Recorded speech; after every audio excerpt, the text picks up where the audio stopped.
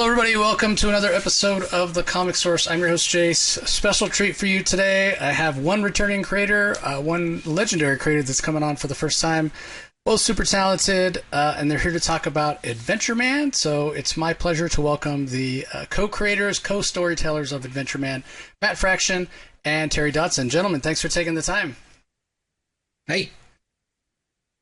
So, Adventureman, it is such a fun ride. It is such a fun adventure. I feel like it's one of those books that really shows the power of the medium. It's a kind of a story and an idea that I don't think works in any other medium but comics, and it's so clear that you guys are having an absolute blast doing it. So I'm going to throw it over to you first, Matt. For any of one out there in our audience that's not familiar with Adventureman, give us the elevator pitch now that we're about to start the fourth volume here. Okay, hi. Adventureman is about a world where there was once upon a time a pulp hero, star of a bunch of different pulp novels named Adventureman, sort of in a Doc Savage mold, and about his two biggest fans in the modern day and age, which is not saying much, as there are not many people that remember him at all anymore. It's a mother and her son, and they realize that they aren't all fiction. These stories weren't all fiction. They were all real. And as they realize that, as their memories kind of come back, their lives transform, and Claire, the mom, and her whole family are sort of wrapped up in this big, swirling, multifaceted, multi-genre pulp epic adventure. Man, and Terry draws it, and it's gorgeous. Yeah, that's the thing that's so perfectly suited is the illustration style, going back to what I was saying about this being the perfect medium for it. And everybody, I really encourage you, if you haven't read it, to pick up the hardcovers, because there's a lot of back matter there where Terry shows us his process and Matt talks about kind of the origins of the story coming together. And one of the things that becomes apparent there is, you know, you guys have worked on other licensed properties and then wanted a chance to work together on something that you kind of own and create on your own. And that word pulp that comes up, and obviously the word adventure, it's right there in the title. It's so perfectly suited for your style of art, Terry. So it's almost like, I mean, I don't want to be too cliche here, but it's almost like this is the book that you were always meant to draw. I mean, it just so perfectly suits your style. Can you talk a little bit about that and what the style and kind of the aesthetic of that allows you to do to kind of lean into like your strengths and what you're so great at? I think the big incentive on this book initially was to draw New York. That was what I was most excited about. I wanted to do a book that really took advantage of the city, the beauty of the city, especially the Art Deco magnificence that is New York. And so this book has that. It has that, and then it has just a wide range of characters in the cast, which I like drawing variety. Variety keeps me interested. And then the chance that I'm always creating and designing new things the whole time. It's kind of hard to get bored on this book because we're like literally from page to page changing scenes. There's a continuity that's running through it. The storyline of the family and a mother and son's relationship. So all this great emotion and stuff to draw, but it's all set in this world where I can draw like some of the most beautiful things ever created. Style and architecture kind of hit a peak in the 30s and 40s, just when people were wearing suits and the skyscrapers were being built this level of beauty and height that just has never really been captured since. Now they're all these tall glass buildings, but at that time they were all works of art. And so I as an artist, I just see that the level of design and creativity and just gorgeous looking materials and locations and clothes and styles that I get to play with. And then we bring it into the 21st century where, you know, we can pick and choose the best of today. And then we're kind of like slowly combining the two together. So as someone who likes fashion and design, And then to go back and play with the best of the past is it's a real treat. Yeah, I think Matt gave me a pretty good idea of what the book would be, and then I just saw all the things that I could add to all those. Each little thing that he had, I knew like five other things I could add to it visually or whatever to make it what I really wanted to do. So yeah, I'd have to say, close to 400 pages in, it is a book that I'm pretty excited about still working on. Yeah, and I'm already thinking of the next chapter of what we're doing, the things I'm still designing stuff. It's constant. So, and what a fun challenge that is. Yeah, it's awesome. Even to it's that cliche that artists hate drawing horses. Matt even, we have cross drawing there, shows up. That's on a big giant Clydesdale. That's amazing as well. That you render just beautifully. But is that the challenge for you, Matt, in terms of it's a big cast of characters, like Terry said. You have Claire and Tommy's family, her adopted sisters. Then you've got the whole Adventureman team that, as you mentioned, were forgotten, but Claire and her family remember them. Then you have the villains. Then you brought in Crossdraw. Now it seems like with the new volume that's coming up soon, we're going to have even more characters. A little bit of a struggle to kind of give everybody their time under the spotlight, or do you welcome that challenge? Oh, both. It is both a struggle, and it is a struggle that I welcome. I mean, it's I wish I could spend more with more time with every one of the characters. That's a really high class problem to have, Mm-hmm. And it just compels me to do more and to tell more stories and to build the world out to provide the kind of proper stage for it all. Yeah, it's a goofy big cast. But no, the biggest problem is just me keeping everybody's name straight. Like I'm preternaturally incapable of retaining names in like all aspects of my life, unless anybody's I can remember anybody's comic book characters but my own, I guess. But yeah, no, it's a matter of like kind of to what Terry said, like I just want to write the Terry Dodson book I most want to read, that I most want to see, and that's meant a cast of quite a lot at this point. I think there's probably a character for every one of those 400 pages at this point. So, I just, where do we want to go next? Oh, we'll go here and we'll do that, and then sort of out more and more and more comes, and it's at this point it's kind of become like a joke, like, oh, here's another 18 people probably never see again, but I like knowing that we have them on the board somewhere. Yeah, I mean, Harry just attacks it with all of, like, as though it were his first day drawing the book, like it's his energy, Terry's energy. It's weird that I'm talking about you like you're not here, you're not hearing me, Terry. But like it's the energy and the creativity and the vigor and the design and the excitement Terry has, regardless of where we go issue to issue, like is just as intense as it was when we first started. And that's like, yeah. And I always tell him, like, when it's time to write a new one, I always think, oh no, I'm done. I'm out of ideas. I'm absolutely doomed. I've doomed us. What a waste. It's all for nothing. And then when I finish the issue, I'm like, that was the most fun I've ever had. I can't wait to write the next one. This was the best. I wrote 3 in a row earlier. This, because it was just so fun to just do nothing but live in that world, and go bang, bang, bang, bang, bang. But yeah, it's just a place I love going, and I love meeting all these people, and I can't wait to see what Terry makes them look like. So I can't help myself. Yeah, and it goes back to what I was saying earlier about it's so clear how much fun you two are having that comes through, and then it just makes it more enjoyable for us as readers. And the other thing, to go back to this big cast of characters, what I love, so there are times, there's been plenty of books that I've read, whether they be from the big two or independent, that has a large cast of characters. And even I, as a reader, I'm like, I struggle to, okay, who is that again? Because they don't necessarily look visually distinctive. That is not a problem here, Terry. You've made them all look so visually distinctive that I always know who it is, whether it's, Rita or Ursula or, obviously Tommy, the young boy, is easy to recognize as well.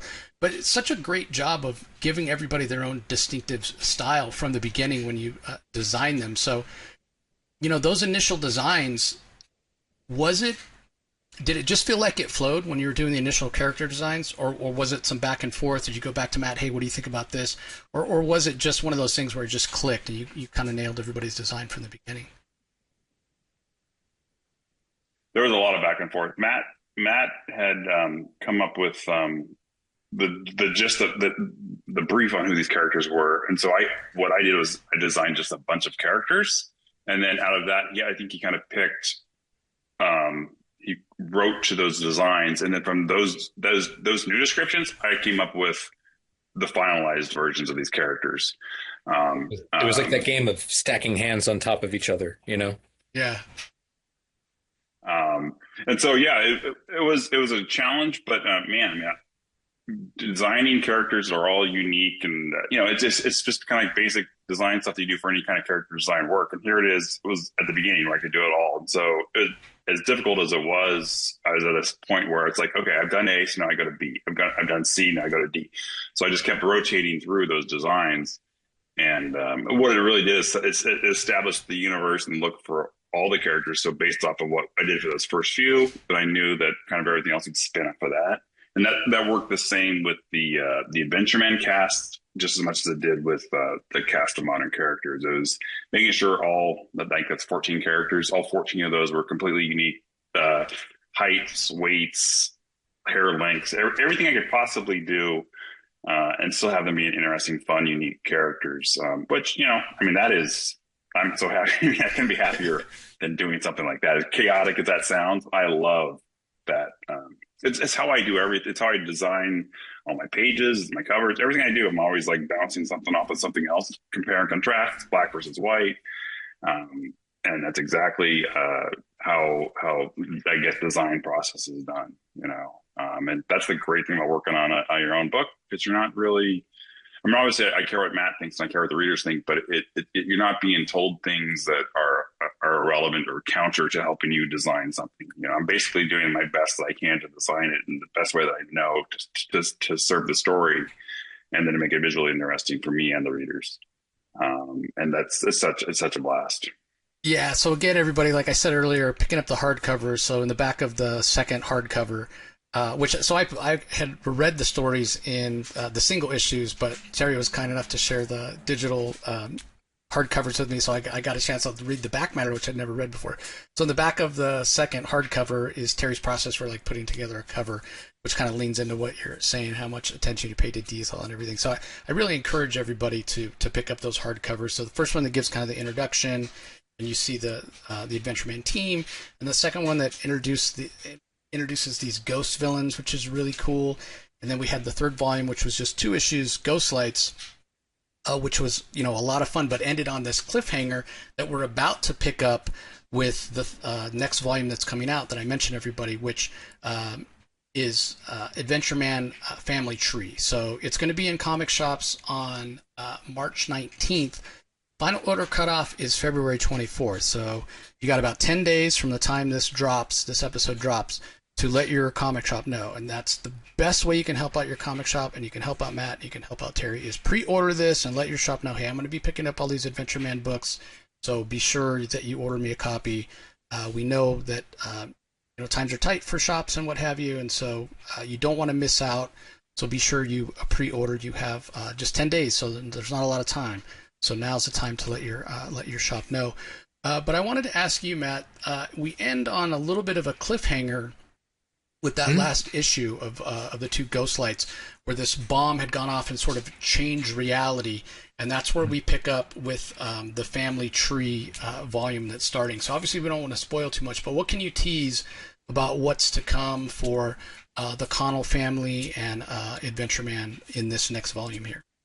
It's a little bit of a downbeat. It's a little bit of after Empire Strikes Back, right? They're kind of back on their heels a little bit. Not everyone is around anymore, and the world is changing, and not always for the better. And they're all the Connell sisters are all trying to figure out how to move forward, right? And so we kind of take this moment, this downbeat, to spend time with each of the sisters in a way we haven't had, and not with several of the different of the sisters. There's 7 altogether. We've really only spent time at the end of this arc. It'll be with 4 that we've really spent time with. But so it was a chance to kind of get into each of the archetypes that they have picked up on from the kind of traditional mantle of pulp heroism, and figure out how it integrates into their lives today, and how the world is changing because of their return, and sort of bring all these story points to a head, I think, to what's our biggest cliffhanger yet, which is kind of saying something, since cliffhangers are the business that we're ultimately in with these books. Yeah, well, I mean, it wouldn't be pulp if you didn't have the, just think about those Saturday afternoon serials. If you didn't have that huge cliffhanger, Yeah. it wouldn't feel like pulp. But the other thing that's been really fun is, even though there's been a ton of action and a ton of characters, there have been issues along the way that seem to focus on one or another of the original Adventureman team members, and that's the case here with when we come back from Family Tree, where we get a chance to get a look at Adventureman's relationship with Chagall, and sort of the origins of that, and then we know with issue 2 of Family Tree, we're going to be looking into the aviatrix of the sky. So I wanted to ask you, Terry, when you get a chance to do these issues that are a little more spotlighted on one or other of the characters, is there anything that you specifically enjoy about that visually? Like maybe you get to dive a little deeper into their visual look, or if you're flashing back to their earlier days, or that kind of thing. Where's the fun in that for you? When I designed the characters, there's things that I designed into them that were based on other things, and so now it's a chance to go back and pick up those things that I thought I was going to do with those characters. It's like, well, if this ever happens, at least I know. I gave each character something, a couple of things that maybe we never would see again, but then now there's the backstory to pick up on.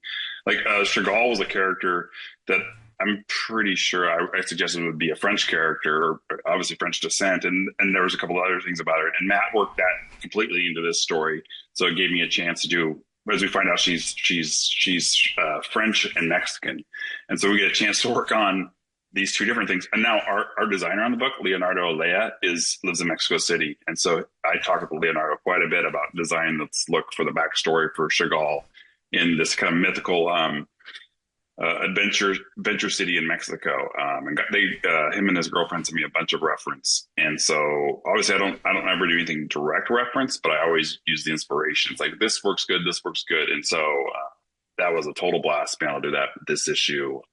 It's this chance. The cast is, as we discussed, is so big, but these 3 issues are a chance to really focus on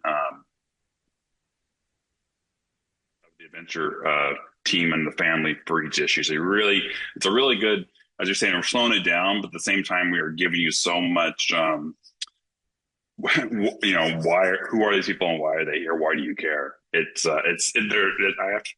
think they're kind of like the richest issues we've done so far, because the actions even new again. We've switched the scenes, we've switched the types of actions that are going on, but you get this deeper look into each one of these characters, and so much more meaning to who they are and what they are, and how the adventure team of the 40s matches up with the team of today. What links them together? And then to visually play on those things is so much fun. And then I color the book myself, so taking that to that next level when we're going to all these different scenes, I'm mapping all this stuff out in advance. Figuring out what colors are going to work for Mexico, what colors are going to work for France, what colors are going to work for et cetera, et cetera. So as someone who likes to do all those things, it's like candy for my brain. I couldn't be happier. It's I just finished wrapping up the colors on one of the issues. I knew exactly what everything was going to be, and when I did, and then it's that experimenting and figuring out what it is going to be, what's going to solve that problem. So it's such a pleasure to do this stuff. I mean, I've worked a lot of weekends on this book, and I wouldn't do that for anything else, but for this. I don't mind. It's just it's pure pleasure doing it. Yeah, that's fantastic. So again, everybody, Adventureman Family Tree issue 1 in comic shops March 19th, and I'm maybe it's because I've had a chance to read that first issue, which again, thank you, Terry, for sharing that with me. But the issue 2, which as I mentioned, focuses on the aviatrix Sally Sweet, and I'm really looking forward to that one. She might be my favorite of the original Adventureman crew. Yeah. I just love her character. You know, the whole idea of, I think at one point you said she was kind of the original Red Baron, Matt, which is, yeah, which is just so awesome. So I'm really looking forward to that. But I'm curious, Matt, when you do these issues that focus a little bit more on one character or another, do you find that you kind of learn more about them as well? Like, are you finding it easier to get their voices down, or do you feel like you've had it from the beginning? Um, I think both actually. Like, there's kind of the idea is that when these seven modern women, become the modern day avatars of these kind of heroic figures, they inherit a kind of archetypical memory. So they have all of the memories of all of the previous adventures, all of the previous versions of themselves have had, and it kind of intrudes into their real life in different ways. And so, I mean, I know enough about each of them, but that when it's time, I know, I don't know where we're going. I don't know how we're going to get there, and it's time to figure out how to get there. And it's like, well, we need somebody who can fly a plane. Great, this is where the Sally issue is going to be, right? And then it's just sort of all these other things just sort of fall into place. And part of the real gift of working with Terry is like there's no just random bit of business in any panel. Every lamp is sitting on every table, and every thing next to that lamp is real. There's weight and specificity to everything. If I ever am in need for an answer, Terry has already given it to me somewhere, in the book. So it's just a matter of moving the story down the tracks until it's time to kind of pass the mic to a different character for a minute. And at this point, we've spent our first 3 volumes really with Claire, and so it was a chance to, she got exuberant and enthused and drug some of her sisters into this world with her, and then immediately paid a price. And so it was like, all right, now let's back into that family and watch how they help her recover and get back on her feet, and how they integrate with all this stuff. And like I said, there's a larger story point of like, we need to go here, we need to get this, and I guess that's one other advantage about having a huge cast is like, we've already come up with everybody we're going to need somewhere, like, I know who can do that. So, there's a little bit of utility, to it, but it's just, everybody's just been waiting for their turn to speak, and I'm thrilled to give it to them. Yeah, and what a perfect name for the next volume, Family Tree, because another one of the aspects that I love is the fact that Claire's sisters are adopted. It's a big family, but they're adopted. They're very diverse. They come from all different walks of life and ethnicities, and so it's this idea of a found family that's become family. And I love, obviously, Terry, you've had a long career working with your wife as your inker, which is amazing. So obviously family there, but also like almost like found family with Matt, that that you two came together and you're so perfectly suited to do this book together. So it's almost meta in a way. And then we as fans and readers are sort of pulled into the world, again, not to beat a dead horse here, but the idea that you guys are having so much fun, and that comes through, and we feel like a part of the family here, the family of Adventureman, as we're reading and enjoying, just like the family in the book. So what's the reader reaction been like? Because this has been out now. This first issue came out, first volume came out in 2020, started in 2020. So you've had a chance to do conventions and talk to fans and what have you. So give us your impressions. We'll start with you, Terry. Give us your impressions of the Adventureman fandom and support that you have out there. Time to get that answer because we launched during COVID, and I didn't really start regularly being at shows again and talking to fans until working on the 3rd volume. So essentially, we produced a lot of this book in a vacuum. As you'll see in starting this 4th issue, the 4th volume, we have a cast listing on the very first page of the credits, because that was one of the notes I got from fans, from talking to people at shows about, trying to remember where everybody was. So we listened. We give you a casting call at the beginning of all the issues now. So that's an actual public, something I learned from talking to the public. But no, it's been a great reaction. It's obviously, if anybody that actually reads the book and ends up becoming a fan of it, So because they can see how much fun we're having doing it. Yeah, it's been great. Everybody's waiting, and I feel like we're on a fairly good roll as far as getting the sub out yearly. It's never was to be a monthly book. It was never supposed to be a regular. I always saw it as a volume a year. That was always my idea. And it's just now we're getting it done down to a page count that allows me to do my best work and still have a life and do other things, because I do best when I am motivated and inspired, not just hacking away. So that is actually I think we are actually going to be picking up more fans because of the regularity of the book coming out. We had a soft cover, our very first soft cover trade came out in December, and I think we'll be able to have our next one out in the next December. So we'll actually have this book, 4 hardcover volumes and 2 softcover volumes by the end of the year. Which feels to me like we actually have a presence on the shelf. We have weight out there. There's enough book and life and story out there that the fans anybody can pick up this book now. I think we had the hardest launching when we did, and to finally now to get the input back from people, and Matt and I have talked quite a bit about all these things, and I really feel like this arc totally in a way is a good introductory arc, and just gives the long-term readers exactly what they're looking for, more detail about the fans. Plus, again, the new adventures that we are doing in each one of these issues is just so unique to no one else is doing anything like this in comics that I'm aware of. So